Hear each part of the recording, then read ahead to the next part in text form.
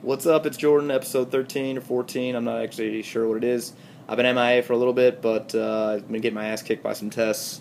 I'm back today. Got some information to share.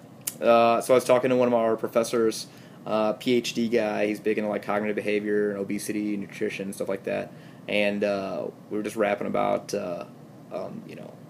why people are obese. And basically, we agree on eye to eye on all sorts of stuff. That it's not just a simple glutton or sloth problem. That is, people don't just willingly eat way too many calories and not burn enough. In fact, on average, people that are obese versus their, age-matched counterparts eat about the same amount of calories per day, and their metabolisms are markedly, similar. It's funny, actually, that all things considered, that they are about the same, but one person is fat and one person is lean. Anyway, so his thing was, if you believe that calories in and compared to calories out is the sole determinant of obesity, that's like saying that the fix for times of war is peace. It's these statements are true. They are true. You have to burn more calories than you eat in order to lose weight, but they're meaningless. That is, they don't actually tell you or tell a health practitioner, how to go about counseling people, how to actually make a change in someone's life, this, that, and the other, or why someone is actually accumulating fat instead of just burning all the, being efficient and burning all the calories that they take in. Why is that actually happening? It doesn't mean anything. So, we talked for about 20 minutes, and we kind of basically came to the same opinion that, most people, if they're obese, would be really well served to just go on a low carbohydrate or ketogenic style diet. Not only because it helps people burn more of their own fat, primarily by being a fat burning diet. I mean, if a lot of your diet is comprised of fat, you're going to become really good at burning fat, including your own. So it kind of makes sense that you'll be better off doing that. But also because the compliance is high, because people are full.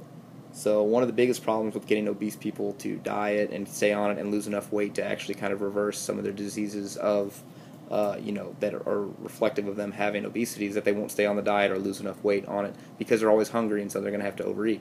So a low carbohydrate approach tends to work a little bit better. Also, it doesn't require that they weigh or measure anything, because it kind of, their appetite is regulated because it's very satiating. So that kind of works out pretty well.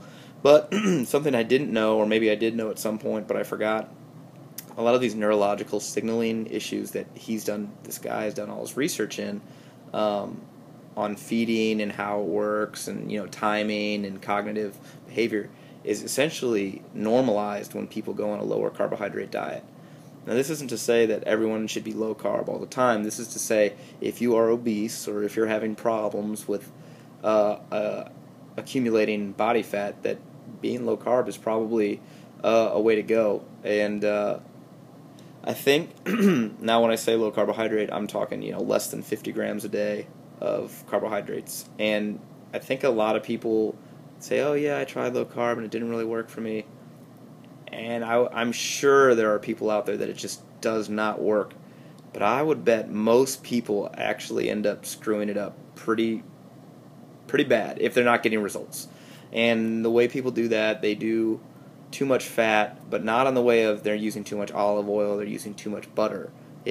I'm having too many almonds, too much nut butter, stuff like that that's actually really palatable. No one wakes up in the morning and craves coconut oil or olive oil. But at night, when you're sitting around, and I know this because it's happened to me a few times, a bunch of times, I like peanut butter or whatever, it's just you crave the peanut butter because it's easily, you don't have to make it, it's tasty, it's got salt and fat, and you just want it.